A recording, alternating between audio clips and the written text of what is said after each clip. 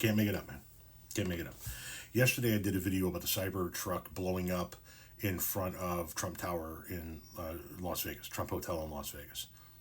And the only thing I talked about was how it was a fitting metaphor. It was a fitting imagery for what we're heading into in 2025. An Elon Musk truck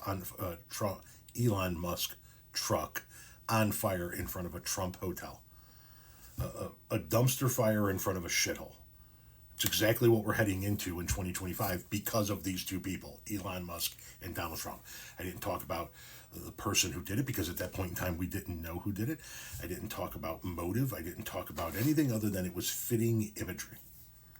But boy, people sure had a lot to say about it early on, like this person. This is before we knew a name, before we knew anything. All we knew is that the truck blew up in front of the Trump Hotel. Breaking news. Leftist shithole of a person praises likely Democratic terror attack perpetrated by likely leftist shithole as propaganda to spread more hatred and blah, blah, blah, blah, blah, blah, blah, blah, blah, blah. Before we even know a name. Now we know a name. We still don't have a motive or a reason.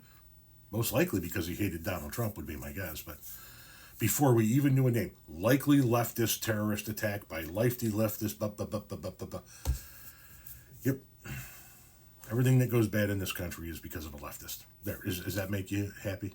Is that going to help you sleep at night? You people are a fucking joke. An absolute fucking joke.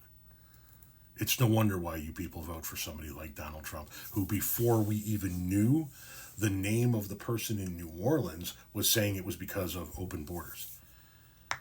It's no wonder people like you support somebody like Speaker Mike Johnson, who is blaming the New Orleans attack on open borders. Right? Something bad happens, in this case in Las Vegas, and you guys just jump to it. It's likely a leftist terrorist attack.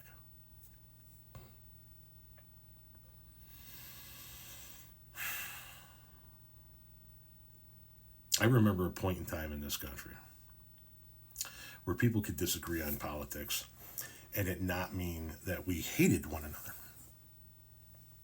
And the longer I live, the more I see that era in my life was a mirage. That era in my life was not reality. That under the surface lied the bullshit that we're dealing with now, right?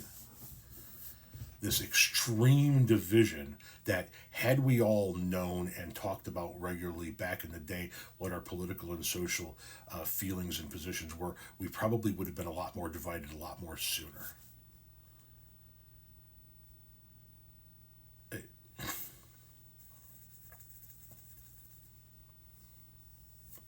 In my opinion, it is grotesque that we even have to share space with you fucking people. It's disgusting. Well, why don't you move, Tom? No, fuck you. You move.